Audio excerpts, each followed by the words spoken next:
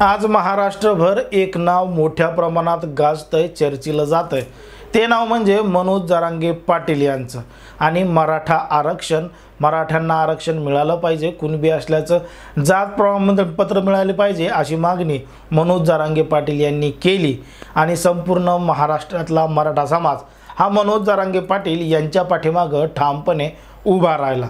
आता महाराष्ट्रामध्ये दोनच विषयाची जोरदार चर्चा आहे, ती म्हणजे मराठा आरक्षणाची आणि तिकडं ओबीसी एल्गार मोर्चाची। इकडं मराठा आरक्षणाची मागणी जोर धरू लागली आहे। मराठ्यांना कुणबी असल्याचं जात प्रमाणपत्र द्यावं, ओबीसी मधूनच आरक्षण द्यावं, ही मागणी मनोज जरांगे पाटील यांनी लावून धरलेली आहे। आणि तिकडं मात्र ओबीसीच्या नेत्यांनी याला जोरदार विरोध केला आहे। मराठ्यांना स्वतंत्र आरक्षण द्या, त्यांना ओबीसीमध्ये घेऊ नका अशी मागणी त्यांनी केली आहे। आणि त्यांनी ओबीसी आरक्षण बचाव असा एल्गार मोर्चासुद्धा चालू केला। ओबीसीची पहिली सभा अंतरवाली सराटीपासून काही अंतरावरच अंबड इथं पार पडली आणि आता दुसरी सभा हिंगोली इथं पार पडणार आहे। आता या सभांच्या माध्यमातून एकमेकांवर जोरदार टीका केली जाते। जे मराठ्यांचं नेतृत्व करतात, मराठ्यांना आरक्षण द्यावं अशी मागणी करतात, ते मनोज जरांगे पाटील हे छगन भुजबळ यांच्यावर जोरदार टीका करतात। तर छगन भुजबळ हे देखील मनोज जरांगे पाटील यांच्यावर जोरदार टीका करताना आपल्याला या अगोदरच्या सभेमध्ये पाहायला मिळाले होते, दिसले होते। आता या हिंगोलीच्या सभेमध्ये सुद्धा छगन भुजबळ हे पुन्हा एकदा मनोज जरांगे पाटील टार्गेट करतात का, त्यांच्यावर जोरदार टीका करतात का, हे सुद्धा पाहावं लागेल। पण जर आपण पाहिलं तर मनोज जरांगे पाटील यांचं जे नाव आहे ते नाव आता संपूर्ण महाराष्ट्रासह देशामध्ये गाजलं आहे। राज्यामध्ये सध्या असा एकही व्यक्ती नसेल की तो मनोज जरांगे पाटील यांना ओळखत नसेल किंवा त्यांनी यांचं नाव ऐकलेलं नसेल। पण नेमकं मनोज जरांगे पाटील यांच्या उपोषणाची सुरुवात कशी झाली, मनोज जरांगे पाटील यांची प्रसिद्धी कशी झाली आणि ही सुरुवात कुठून केली होती ते सुद्धा आपल्या या ठिकाणी पाहावं लागेल। जर आपण पाहिलं तर 29 ऑगस्ट रोजी अंतरवाली सराठी या छोट्याशा गावामधून मनोज जरांगे पाटील यांनी मराठा समाजाला आरक्षण मिळावं, कुणबी असल्याचं जात प्रमाणपत्र मिळावं म्हणून अमरण उपोषण चालू केलं। हे अमरण उपोषण 3 दिवस चाललं। मात्र 1 सप्टेंबर रोजी त्या ठिकाणी पोलिसांकडून लाठीचार्ज करण्यात आला। त्या ठिकाणचे जे आंदोलक होते, उपोषणकर्ते होते, त्यांच्यावर पोलिसांकडून लाठीचार्ज करण्यात आला असं मनोज जरांगे पाटील यांच्याकडून सांगण्यात येतं।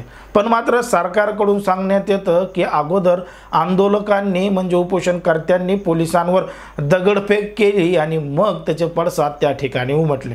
आता ही जी दगडफेक अंतरवाली सराठी या ठिकाणी झाली होती, त्या दगडफेकीमध्ये जो मुख्य सूत्रधार असणारा जो आरोपी होता, मुख्य सूत्रधार होता, त्याला पोलिसांनी ताब्यात घेतलंय आणि त्या आरोपीचं नाव आहे ऋषिकेश बेद्रे। ऋषिकेश बेद्रेसह अन्य 3 आरोपींना सुद्धा पोलिसांनी ताब्यात घेतलंय। पण ऋषिकेश बेद्रेचं नाव नेमकं का चर्चेलं जातंय, कारण की ऋषिकेश बेद्रे हा अंतरवाली सराठी इथं उपोषणादरम्यान मनोज जरांगे पाटील यांच्या सोबत होता। सुरुवातीपासून त्यांच्या सोबत होता, विविध सभामध्ये विविध ठिकाणी त्यांच्या सोबतच होता असं सुद्धा सांगितलं जातं। आणि दुसरं आणि महत्त्वाचं कारण म्हणजे ऋषिकेश बेद्रे हा अजित पवार गटाचा तालुका अध्यक्ष आहे गेवराईचा, त्यामुळं सुद्धा ऋषिकेश बेद्रे याचं नाव चर्चेलं जात आहे। आणि ज्यावेळी शरद पवार हे अंतरवाली सराठी या ठिकाणी गेले होते लाठीचार्ज झाल्यानंतर, त्यावेळी सुद्धा ऋषिकेश बेद्रे यांनी शरद पवारांची आणि राजेश टोपे यांची भेट घेतली होती, त्यांच्यासोबत फोटो काढला होता आणि तो फोटोसुद्धा सोशल मीडियावर मोठ्या प्रमाणात व्हायरल होतोय। आता ज्यामुळं तिथं दगडफेक झाली, पोलिसांवर दगडफेक झाली, पोलिसांनी लाठीचार्ज केला, अशा त्या घटनेच्या 2 बाजू आहेत।